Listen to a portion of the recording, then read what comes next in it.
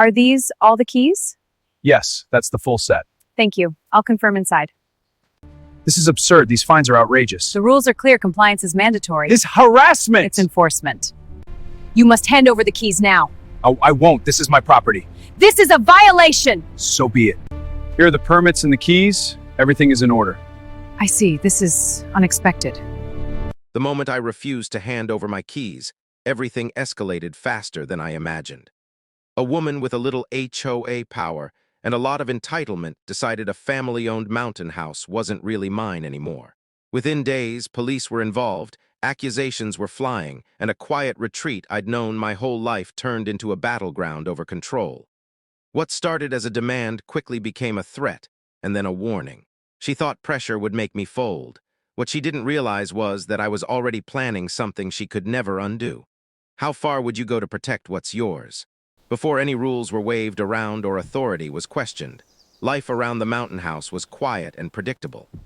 The cabin sat just beyond the edge of a tightly managed community, surrounded by tall trees, uneven gravel roads, and the kind of silence people pay good money to escape into.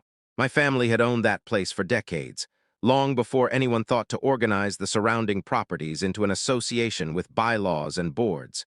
It was never flashy or modern, but it carried history in every creaking floorboard and weathered beam. That cabin had been my grandfather's pride. He bought the land when it was considered inconvenient and remote, back when neighbors minded their own business and property lines were respected because no one felt entitled to cross them. Over the years, the cabin became a gathering place for holidays, summers, and long weekends meant to unplug from everything else. Even after my grandfather passed, the keys stayed in the family, passed down with an unspoken understanding that this place wasn't just real estate. It was memory, effort, and legacy tied together by stubborn independence. When I took responsibility for maintaining the cabin, nothing really changed at first. Visits were occasional, respectful, and low profile. I kept the place clean, handled repairs quietly, and followed the basic expectations that came with being near other homes. I wasn't trying to disrupt anything. I wasn't renting it out or turning it into a business. I just wanted to preserve what my family had always had.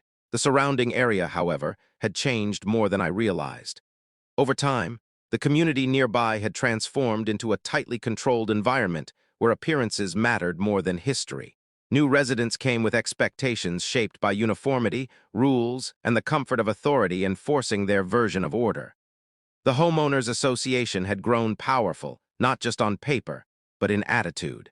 They monitored, documented, and interpreted rules broadly, especially when dealing with properties that didn't quite fit their image. At first, the cabin seemed invisible to them. It sat just far enough away to be ignored, and for a while that distance worked in my favor. But as the community expanded and leadership changed, attention shifted outward. Boundaries that had been respected for decades were suddenly questioned. Old assumptions were quietly challenged by new interpretations of control. I noticed it in small ways. Extra notices pinned to shared boards, increased inspections around nearby properties, a general sense that someone was paying closer attention than before.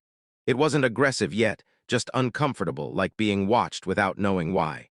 Still, nothing directly involved the cabin, so I didn't push back or escalate. I assumed common sense would prevail if questions ever came up. What I didn't understand at the time was how threatening independence can look to someone obsessed with authority. The cabin didn't follow their templates. It didn't rely on their permissions. It existed outside their influence, and that alone made it a problem waiting to be addressed. To them, it wasn't a family legacy. It was an anomaly. The keys became more than keys. They represented access, control, and ownership that couldn't be dictated by a board vote or a policy update. And as leadership within the association grew more aggressive, those keys started to matter to someone who had no claim to them but desperately wanted one. The calm before the conflict wasn't peaceful in hindsight. It was deceptive.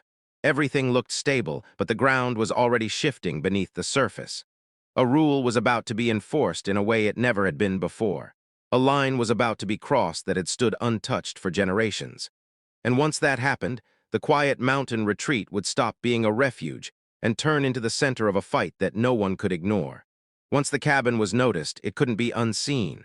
What followed wasn't a single confrontation or dramatic demand, but a slow, methodical tightening of pressure that felt deliberate.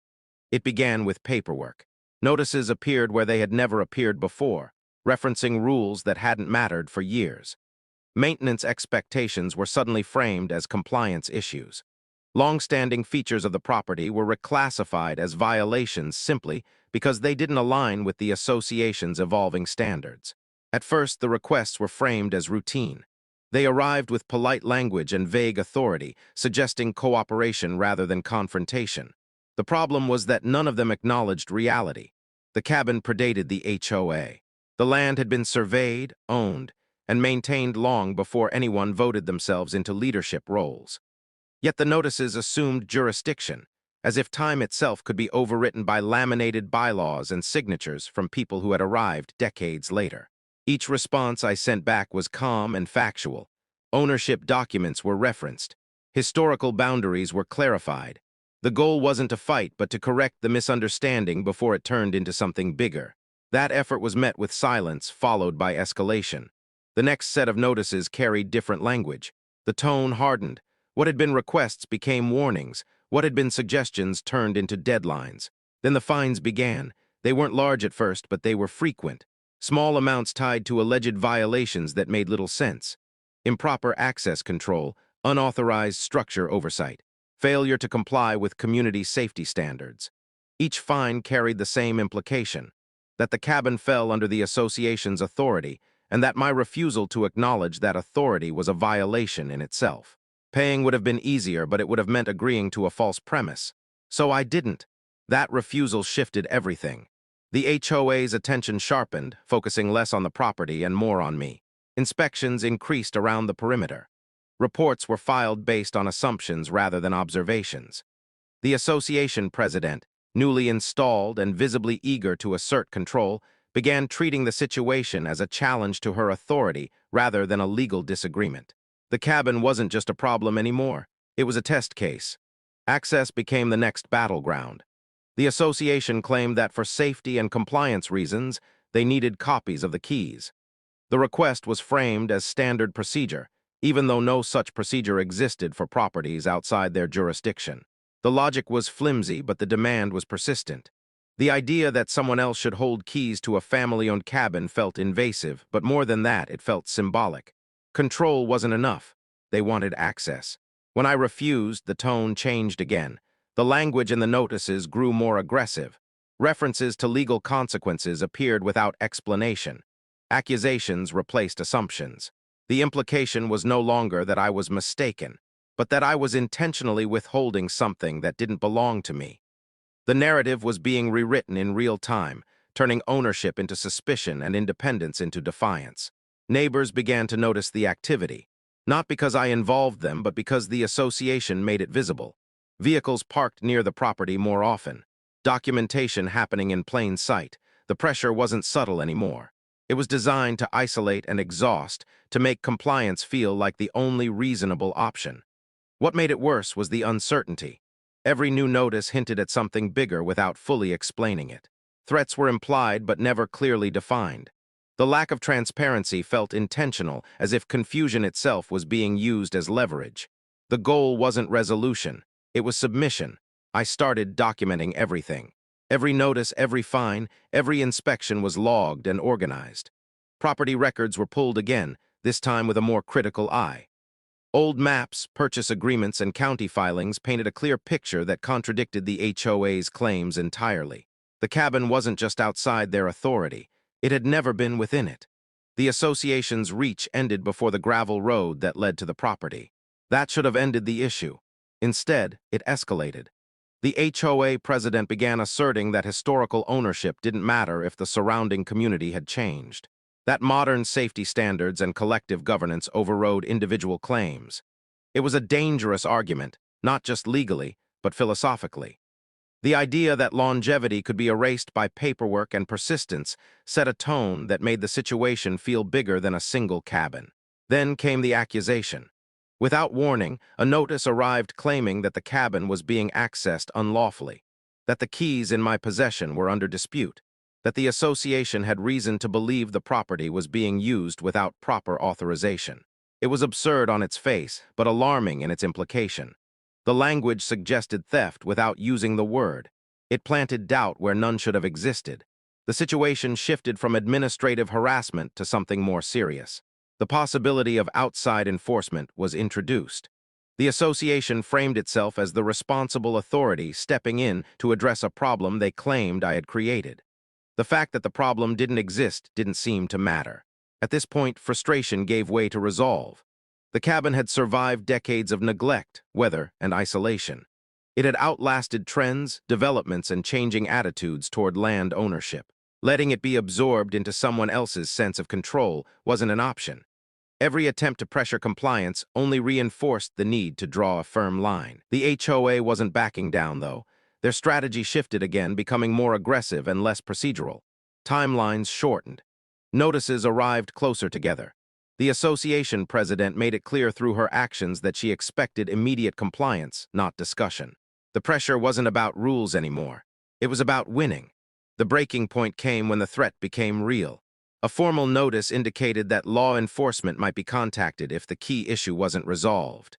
The framing was careful, but the intent was unmistakable. The association was prepared to escalate beyond administrative measures. They were willing to involve authorities to force an outcome, regardless of whether the underlying claim held any truth. That was the moment everything changed. The situation detonated on a morning that should have been quiet. Official vehicles pulled up near the gravel road leading to the cabin. The association had finally followed through on its threat. They presented a version of events that framed them as caretakers and me as an obstacle. According to their claim, the keys I held were under dispute, the property access was unclear, and intervention was necessary. The HOA president arrived confident, standing behind borrowed authority. But the moment records were reviewed, the story collapsed. Surveys, deeds, and filings made it undeniable. The cabin was never under HOA jurisdiction. The accusation had no foundation. Authority evaporated the instant facts entered the picture. The attention shifted. Questions surfaced. The association's actions were exposed for what they were. The power dynamic reversed completely. What was meant to intimidate became evidence of overreach. The cabin remained untouched, but the damage was done elsewhere. Afterward, the notices stopped.